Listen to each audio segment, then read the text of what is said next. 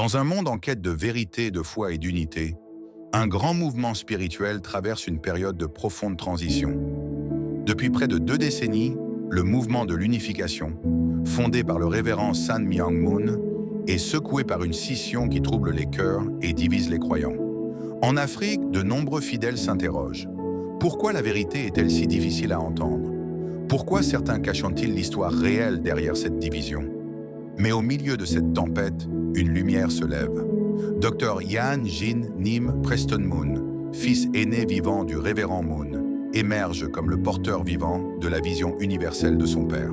Avec une autorité spirituelle adamique, il poursuit l'œuvre sacrée d'unifier les peuples, les religions et les nations. Non pas en bâtissant une église, mais un mouvement global de paix sous le règne de Dieu. Dans cette vidéo exceptionnelle, nous donnons la parole à Dr Jean-Pierre Lomboto Lyonga, un leader panafricain respecté, membre béni depuis 25 ans. Il partage son témoignage, sa foi et pourquoi il place sa confiance entière en Dr Yan Jin Nim Preston Moon. Préparez-vous à découvrir une perspective courageuse, sincère et profondément inspirante. Un appel à revenir à l'essence de la vision du révérend Moon. L'unification de l'humanité, au-delà des divisions et des mensonges. Car le temps est venu de se lever pour la vérité, de restaurer l'unité et d'accomplir la providence de Dieu. Bonjour madame, je vous remercie pour votre visite dans mon bureau. Je suis Dr Lyonga, Jean-Pierre, et je crois que votre visite a été très importante pour nous parce que nous avons vécu presque dans le mouvement de l'unification pendant plus de 25 ans et que nous avons beaucoup plus d'expérience dans ce domaine-là qui est beaucoup plus spirituel. Et je trouve que votre visite a été très importante et que les questions que vous voulez nous poser, nous serons en mesure de vous répondre. Et aujourd'hui, je suis très fier que vous vous déplacez de là où vous étiez pour venir nous visiter et qu'on parle de révérend Moon, du mouvement de l'unification et de la providence des dieux. Je suis très disposé à recevoir toutes les questions que vous aurez besoin et qu'à partir de là, on peut discuter pour voir comment l'évolution de la providence s'est faite, de la création du mouvement de l'unification jusqu'à aujourd'hui, avec tout ce que nous avons comme problème et difficultés dans l'héritage de ce que le révérend Moon a laissé comme legacy. Je crois que je serai disponible pour vous répondre à toutes ces questions.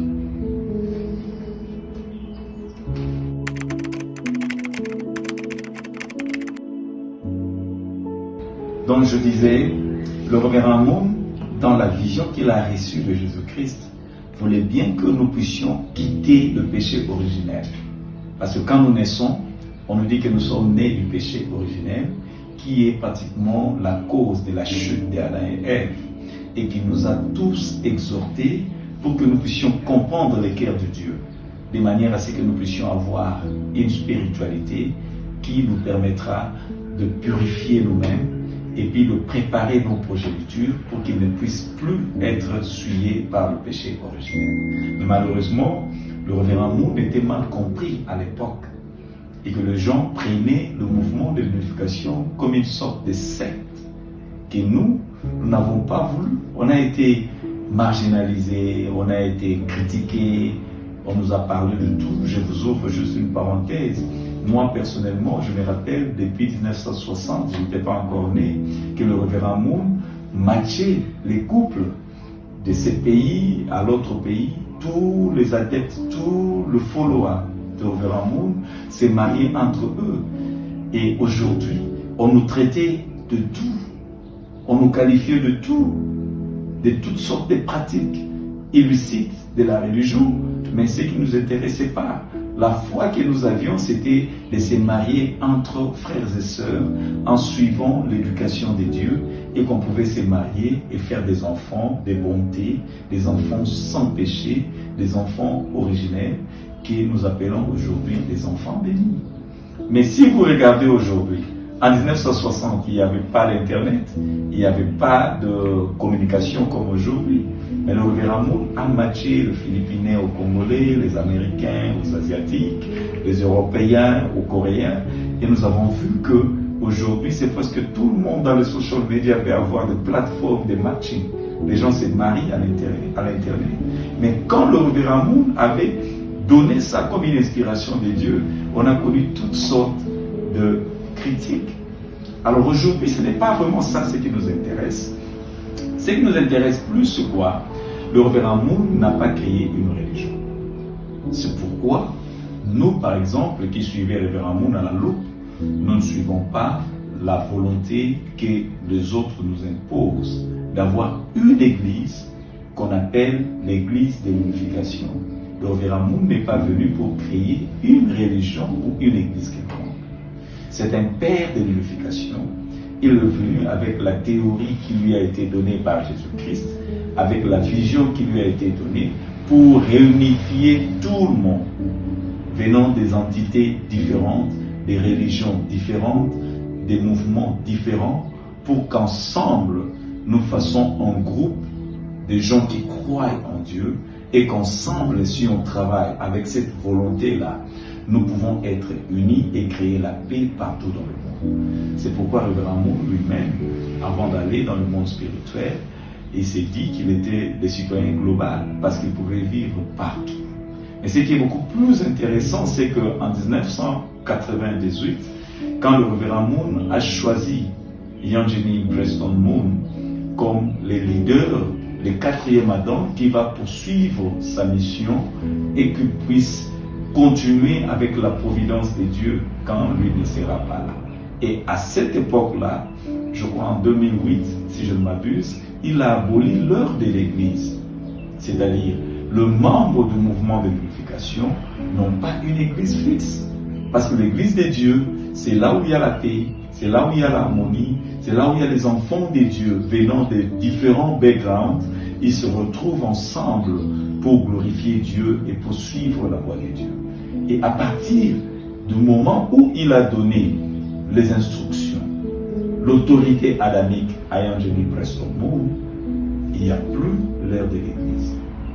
Alors nous croyons aujourd'hui que tout ce qui s'est passé dans le mouvement de l'unification, c'est un mouvement qui réunit toutes les entités qui parlent de Dieu comme une figure centrale de base et que nous suivons les activités, les orientations, les guidances données par les leaders et les prophètes de Dieu pour que nous puissions créer l'harmonie, la paix et la discipline dans la progression de la providence de Dieu.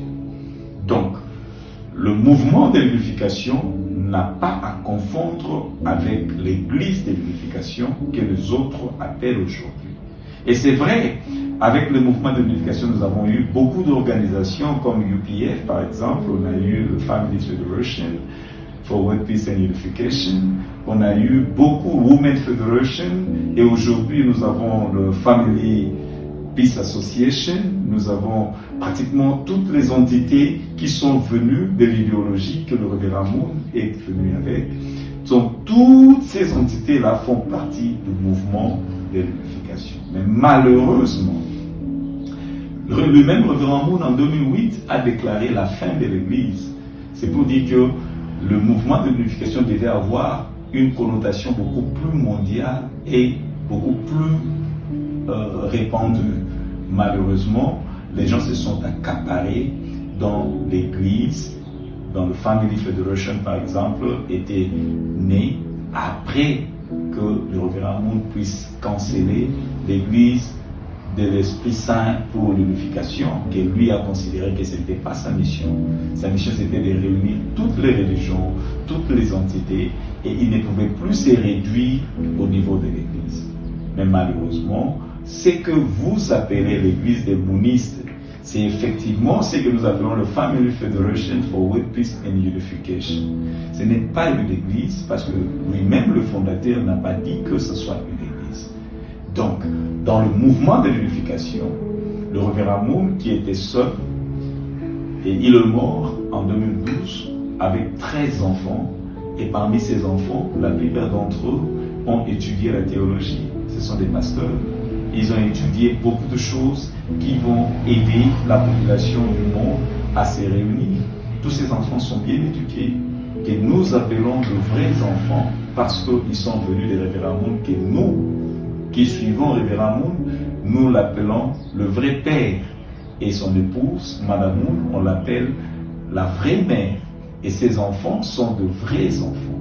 Et nous avons accepté de venir dans sa vie comme ses enfants adoptifs. Alors, ce qui fait que notre rôle, c'est, nous sommes adoptés par le révérend Moon du point de vue spirituel.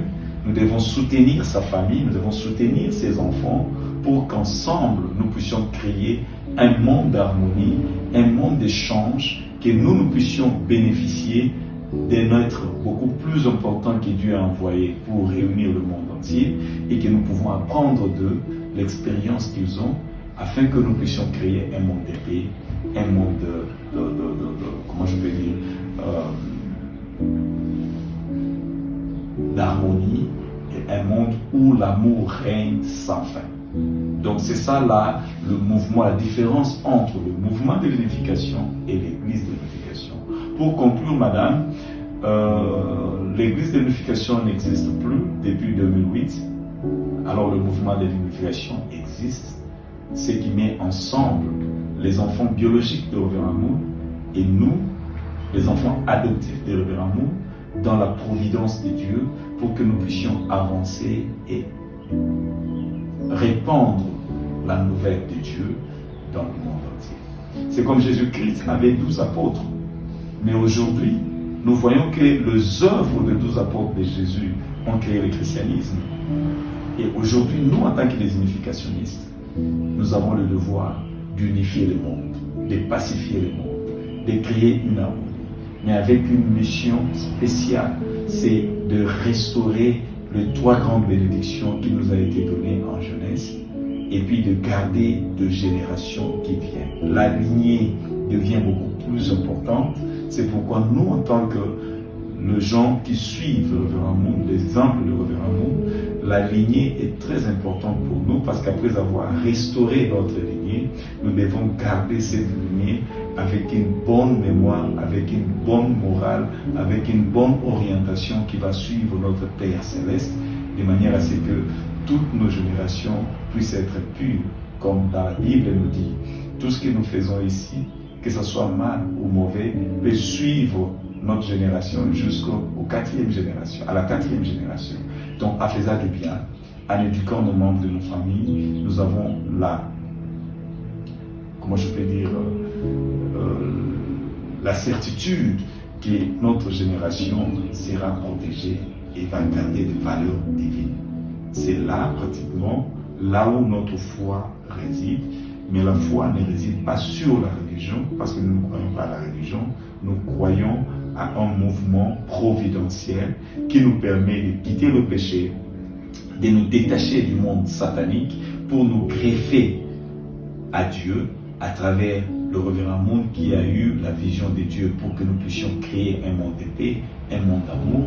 Et nous sommes sûrs par la foi que quand nous faisons une dévotion, nous prions avec sincérité, nous allons réellement quitter le monde satanique et nous devenons les enfants de Dieu et garder notre lignée aussi pure que possible. Et c'est là, à l'heure actuelle, ne pouvait se faire que par le leadership de Yanjenim qui a été choisi lui-même par le révérend Moon, son père. Et il est en train de soutenir la legacy de son père qui est pratiquement d'aider le monde à faire la volonté de Dieu partout où nous allons et à garder le valeur divine partout et dans nos gestes, que ce soit dans le travail, que ce soit dans tout ce que nous faisons. Donc c'est ça, en fait, l'idée générale sur le mouvement de l'unification. L'église de l'unification n'existe plus depuis 2008, depuis que lui-même, le révérend Moon, était en vie. Et pour conclure, pour cette question, la vision providentielle et le garde providentiel aujourd'hui, la personne qui a cette autorité adamique pour suivre la providence là où le révérend Moon avait laissé jusqu'aujourd'hui, c'est le Dr. Yanjenim Preston Moon qui a l'autorité adamique et il n'a pas à confondre avec le leader de l'Église.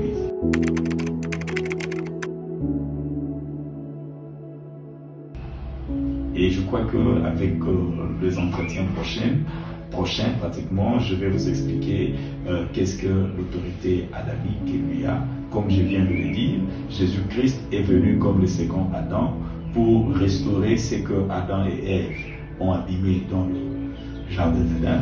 Et aussitôt que Jésus n'avait que 3 ans de ministère, il y a beaucoup de choses qu'il n'a pas accomplies. Et le révérend Moon est venu comme le 3e Adam que nous croyons. Les autres peuvent douter, mais nous croyons en ça. Et il est venu à la position de Messie, de second avènement. Et comme lui aussi a fait son travail, et comme la providence de Dieu devait continuer de génération en génération, et notre mouvement, c'est un mouvement générationnel, comme je l'ai dit, parce que nous gardons nos générations pures. C'est pourquoi il a légué le bâton de commandement au docteur Evangeline Preston Moon, qui est son fils biologique, qui continue à suivre cette providence de Dieu et à garder la providence de Dieu sur la terre.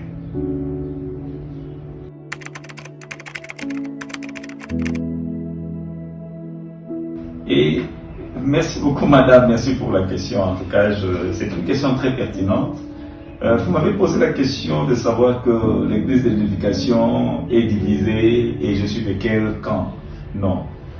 Nous avons appris de révérend Moon que la providence de Dieu peut créer ce que nous appelons le fondement des 4 positions. Nous avons Dieu au centre, qui a créé Adam comme une entité masculine et a créé Ève comme une entité féminine. Que ce soit Adam et Ève sont les enfants de Dieu, n'est-ce pas? Cette séparation, c'était juste pour donner les rôles de tout un chacun. À la fin, ça a donné naissance aux enfants. Et si vous prenez de Dieu, Adam, Ève et les enfants, vous voyez qu'il y a 4 positions et chacun a sa responsabilité. C'est-à-dire une division dans le mouvement de l'unification n'est pas une division de haine. Cela veut dire que chacun peut prendre sa responsabilité pour arriver à la conclusion, à créer un monde de paix, un monde d'amour, un monde d'amour. C'est-à-dire, de son vivant, le révérend Moon nous a demandé de suivre la voie de Dieu qui était beaucoup plus importante et de choisir ce qui est bien. Parce que si c'était le choix dans le jardin d'Éden, comme Dieu a donné à Adam et Ève, il leur a dit, ne touchez pas le fruit de cet arbre. Ok? Mais il leur a donné pratiquement la voie de choisir le bien. C'est la même chose avec le révérend Moon. Aujourd'hui, avec le 4e Adam, Yangeni, moi je ne trouve pas qu'il y a eu une division de mouvement de l'unification.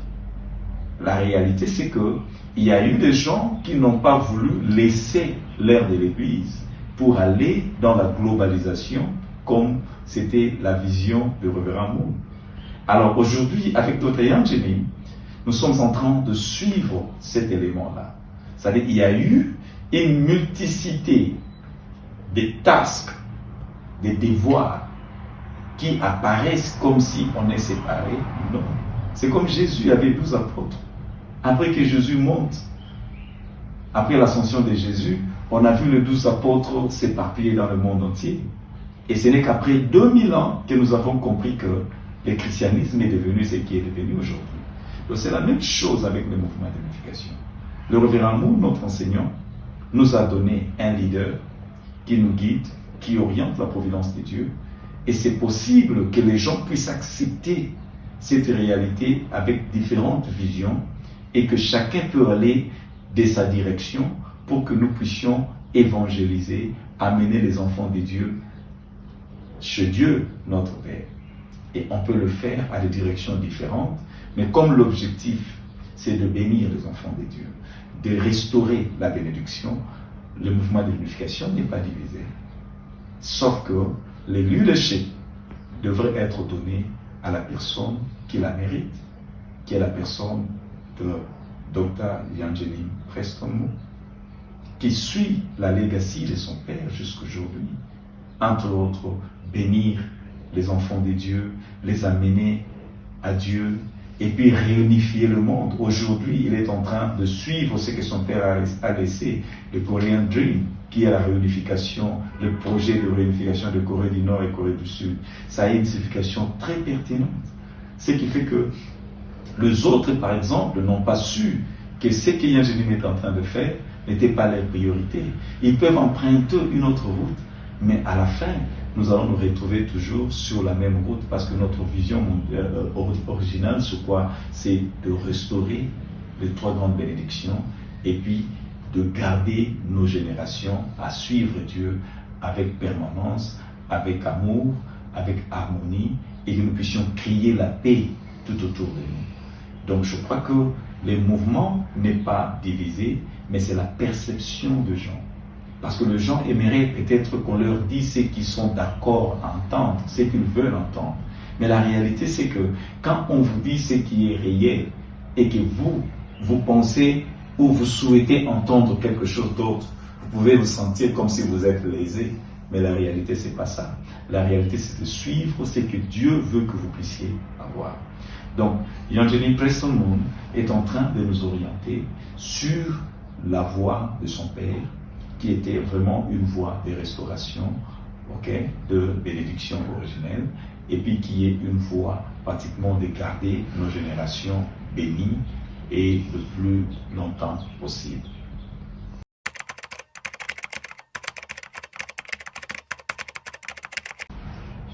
Et votre question ici que vous venez de me poser sur le leader spirituel du mouvement d'éducation qui est Madame Moon, Ajahn Moon. Je crois que dans la vision de Reverend Moon, il n'avait pas prévu que notre mère, que j'appelle Madame Moon, soit le leader religieux. Parce que si lui-même, Reverend Moon, vient à la position du Messie, des seconds avènements, automatiquement, Madame Moon, qui est son épouse, devrait avoir le même niveau. Alors, demander ou dire que notre Madame Moon est le leader de Family Federation, qui est aujourd'hui appelé comme l'Unification Church, je crois que c'est une aberration de la logique de Reverend Moon.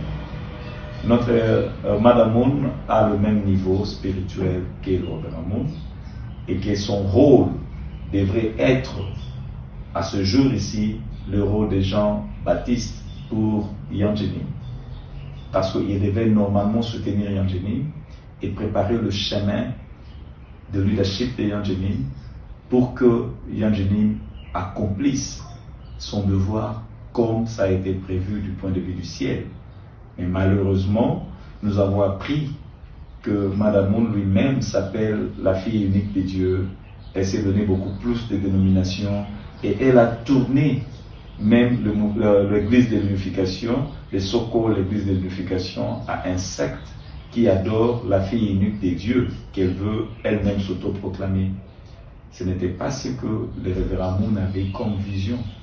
Donc nous, comme les autres religions, par exemple, s'il faut prendre ça dans le sens des religions, nous pouvons suivre que ce qui est écrit dans le principe divin, qui est le livre original écrit par lui-même, le révérend. Il n'a jamais dit que sa femme devait le succéder quand il ne sera pas sur la terre. Et nous, en tant que les membres qui croient au leadership de Yang Jenim, nous trouvons que c'est une aberration à la personnalité de Reverend Moon. Mais comme nous ne pouvons pas le faire comme un départ, nous comprenons que Madame Moon devrait normalement suivre le principe divin.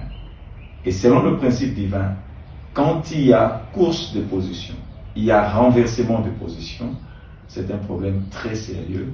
C'est ce qui a fait, même à Satan dans le jardin d'Adam, de prendre la position des dieux pour désorienter Adam et Ève. Et aujourd'hui, nous sommes dans le péché que les autres appellent le péché originel. C'est parce que quelqu'un n'a pas voulu prendre sa position, il a pris la position de Dieu. Et c'est la même chose avec Madame Moon aujourd'hui. S'il faut suivre le principe divin, elle a oublié sa position comme la femme du Messie. Alors, la position qu'elle occupe aujourd'hui, on ne sait pas comment le qualifier parce que ça ne se trouve pas dans le principe divin qui est le livre de référence de tous les membres qui suivent les mouvements de l'unification.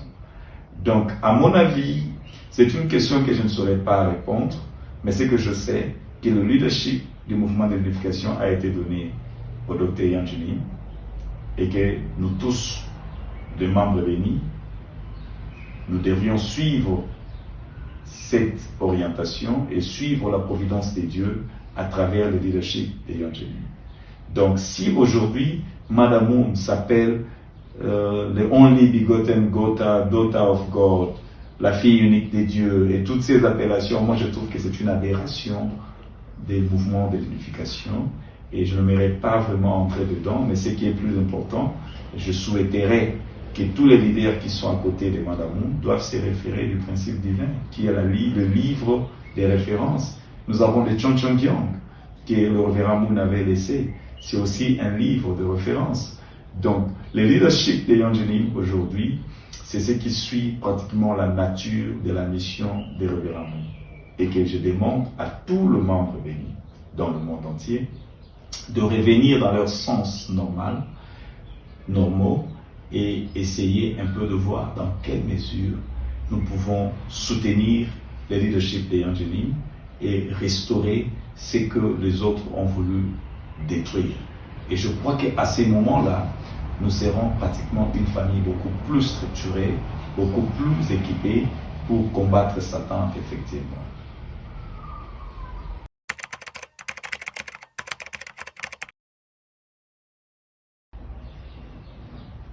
Je suis un peu étonné que vous me posiez cette question sur l'arrestation de Madame Moon. Je trouve que cela n'a rien à voir avec le leadership de Young Genim. Parce que Young Genim n'est pas le leader de l'église de l'unification. Et il n'a aucun problème avec la position dans l'église, parce que lui agit comme le garant de la providence de Dieu, avec l'autorité adamique qui lui a été donnée par son père, le révérend Moon, qu'il est en train de suivre la legacy aujourd'hui. Je crois que si vous avez suivi le mois passé, Young Genim a organisé une conférence en Corée dans le cadre des 80 ans d'anniversaire de la libération de la Corée. Et je crois que toutes les autorités spirituelles, religieuses, et puis de l'État sont venus avec le coréen pour soutenir cette action qui a pratiquement trait à la réunification de Corée Peninsula, ce qui était un grand projet de révérend Moon, et le révérend Moon qui est parmi les grands leaders coréens et les grands leaders du monde, qui a toujours prôné l'unification de tous les pays du monde et que nous tous nous puissions vivre comme les enfants d'un seul père et d'une seule mère. Alors c'est ça ce que Young Genim est en train de faire. Donc ça n'a rien à voir avec sa personnalité et son autorité adamique, avec le leadership du mouvement de l'unification. Donc si Madame Moon s'est substituée au leader de l'Église, le Young Genim n'a rien à voir avec la position de l'Église.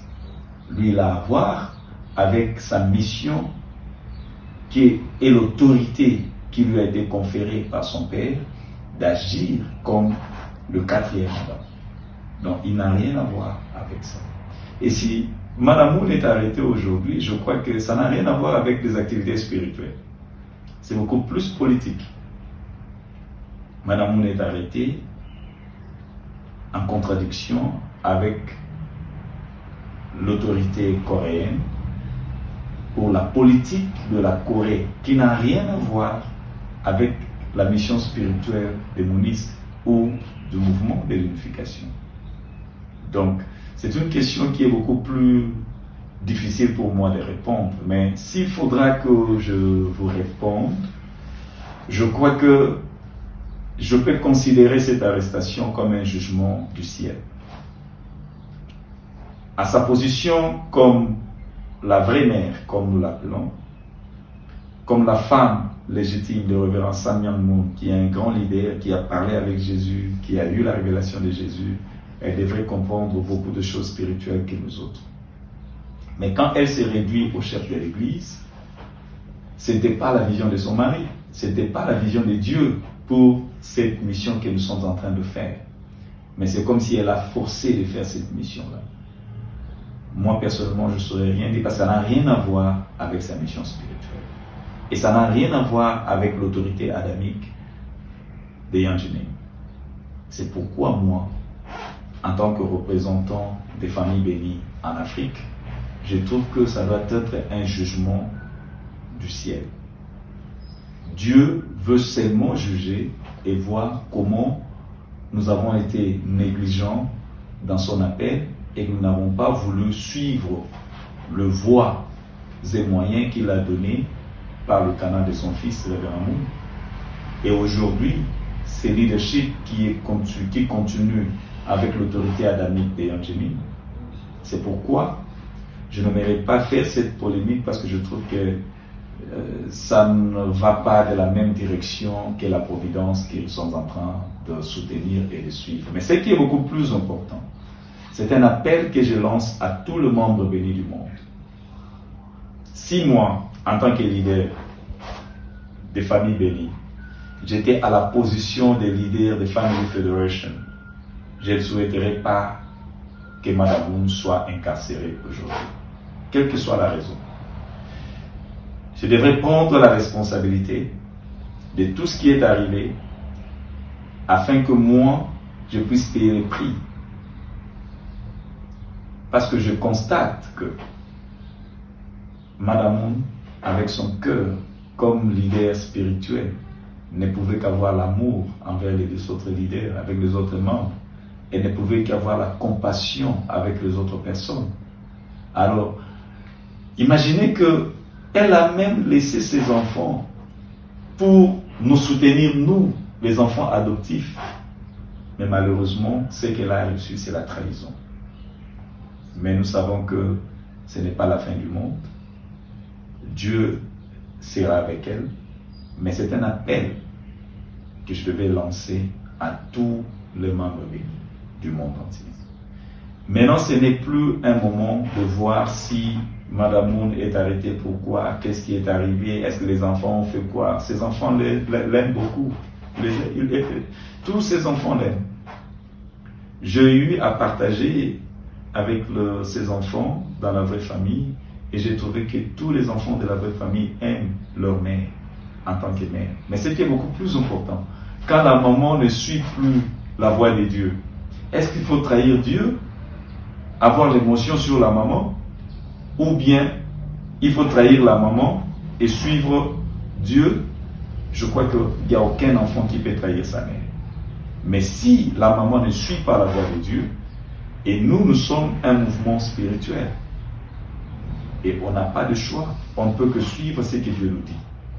Donc là, ça paraît comme si on a abandonné la mère. Mais ceux qui étaient avec la mère, ceux qui croyaient à ce que la mère fait, ceux qui donnaient les idées à la mère, à mon avis, ne pouvaient pas l'abandonner, vivre ce qu'elle est en train de vivre. Si moi j'étais à leur place, j'aurais voulu prendre mes responsabilités et défendre là où je peux défendre, me battre là où je peux me battre, pour que la mère ne puisse pas répondre aux questions et au ridicule qu'elle est en train de répondre aujourd'hui.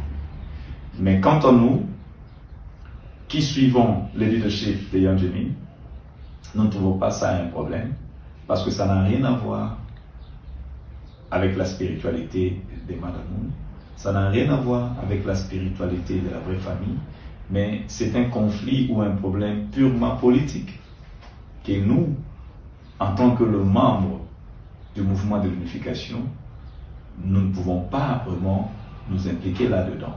Parce que notre mission, c'est une mission providentielle, une mission de réunification, une mission de paix, une mission d'harmonie. Alors ce que nous pouvons dire aujourd'hui, c'est que tout le membre béni du monde devait prendre cette occasion comme une occasion de restaurer ce qui était mal fait. De donner l'autorité à la personne que le Révérend Moon avait choisie pour suivre la voie.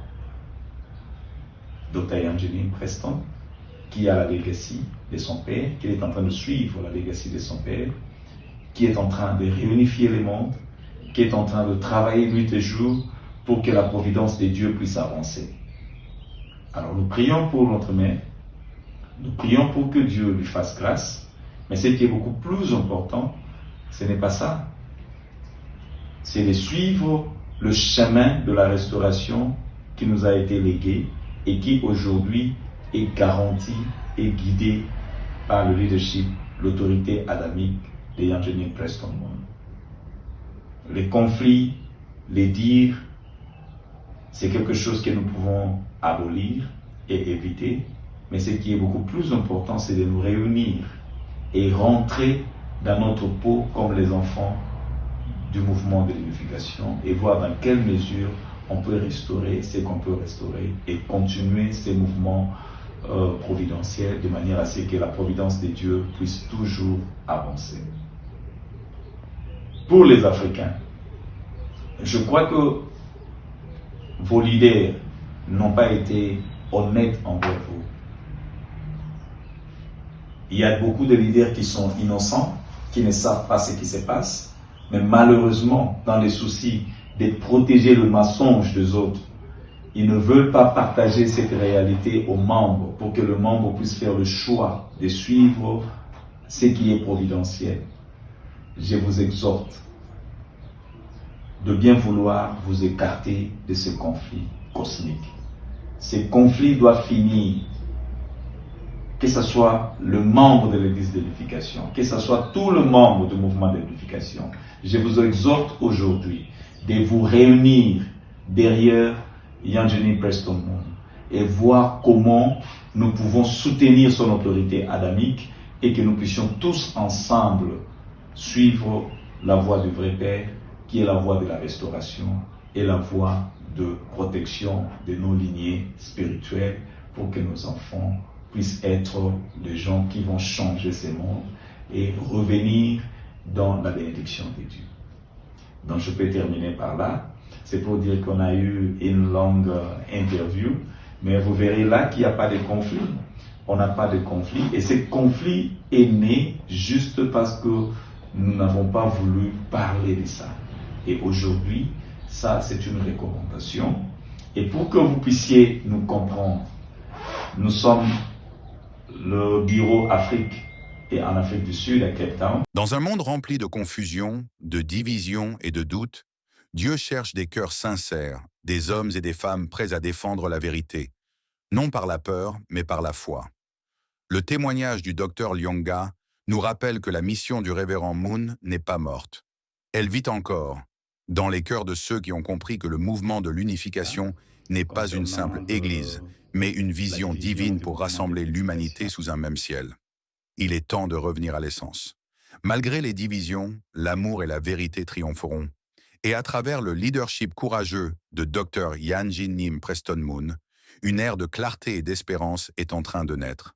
Membres bénis d'Afrique, frères et sœurs de foi, levez-vous. L'Afrique a un rôle providentiel à jouer. Ensemble, marchons avec foi, protégeons l'héritage du révérend Moon et construisons ce monde que Dieu a toujours voulu. Un monde uni, une seule famille sous Dieu.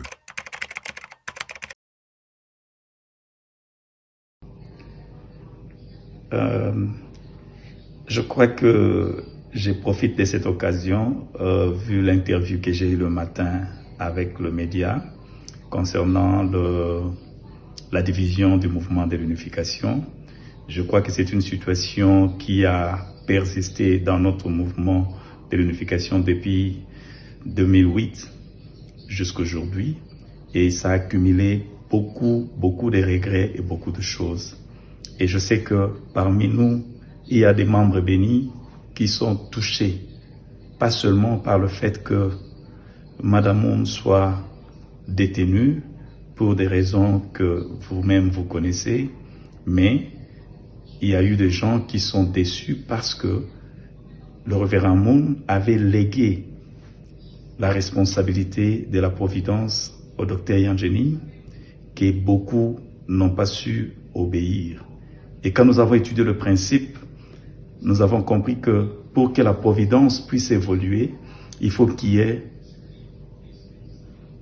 un fondement de substance qui devrait normalement être fait à la personne de Dr. Ian Janine Preston Moon, qui est l'héritier de vrais parents, qui est le fils aîné vivant de Révérend Moon, qui a la responsabilité et l'autorité adamique qui pouvait nous mettre tous ensemble. Et vu tout ce qui s'est passé au cours de l'histoire, je vous informe que Yanjinim, pendant 3 cours formules qu'il a créés de 7 ans, il a travaillé dur pour faire regagner les enfants des dieux, le cœur des dieux. Il a travaillé pour suivre tout ce qu'il a comme projet, le Korean Dream, pour unifier la Corée du Nord et la Corée du Sud. Il a travaillé aussi avec des familles pour que nous puissions garder cette valeur des familles bénies de par le monde entier. C'est pourquoi aujourd'hui, j'aimerais bien partager ces messages avec tout le membre béni. Il y en a beaucoup qui sont déçus par le comportement de leurs leaders. Il y en a beaucoup qui comprenaient aussi les conflits du mouvement, mais ils ne connaissaient pas d'où ça vient, comment ça s'opère, qu'est-ce qu'il y a comme problème. Mais aujourd'hui, j'aimerais que nous puissions faire tomber les rideaux de nos appartenances de tel groupe ou de l'autre groupe. Ce qui est beaucoup plus important dans ce moment, c'est que nous puissions nous retrouver tous ensemble et que nous puissions suivre la direction et le leadership de Dr. Yanjinim Preston, ce qui va nous aider à regagner la valeur du mouvement de l'unification qui a été créé il y a plus de 60 ans aujourd'hui. Je suis en train d'encourager tout le membre béni. Je sais que beaucoup sont affaiblis par des mensonges, par le jeu de cache-cache que jouent d'autres leaders. Mais moi, je vous fais appel pour que vous puissiez vous joindre à la figure centrale qui est Dr. Yanjinim Preston et que sous sa direction, nous pouvons tous aider pour que les choses marchent encore bien. J'ouvre mes mains et le Family Peace Association aussi ouvre ses mains pour accueillir tous les membres bénis qui sont dans la confusion, de manière à ce que nous prions ensemble, nous nous soutenons de l'un à l'autre pour que même la situation de division dans le mouvement puisse être résolue. Même le bruit que nous avons pour la détention de Madame Moon, c'est quelque chose qu'on peut résoudre que quand on est ensemble. Notre dévotion, nos prières vont faire que nous nous joignons derrière la figure centrale, l'héritier de vrais parents, qui va nous aider à nous orienter dans la vie providentielle. Pour les enfants bénis, les membres bénis de l'Afrique, je vous exhorte de vous joindre encore comme une famille et suivre la direction de Yanjinim. C'est ça la bonne voie du principe. C'est ça la bonne voie de la providence. Donc la providence des dieux est réelle, les vrais parents sont réels, la vraie famille est réelle. Et ce qui est plus important pour nous, c'est de soutenir ce mouvement pour que nous regagnions notre position originelle. Je vous remercie.